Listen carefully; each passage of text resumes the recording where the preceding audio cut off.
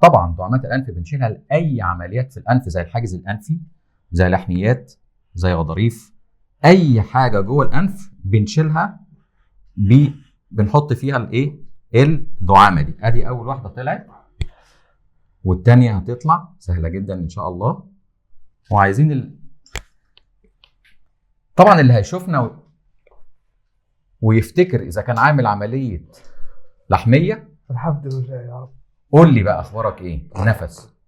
اللهم لك الحمد يا رب. الحمد لله. في وجع؟ لا والله. لو حد شال فتيل قبل كده وشافك كنت بتشيل الدعامه هيقول يا ريتني كنت عملت العمليه بالدعامه. طمني اخبارك ايه؟ الحمد لله والله. النفس. اللهم لك الحمد يا رب. الحمد لله. خد نفس تاني.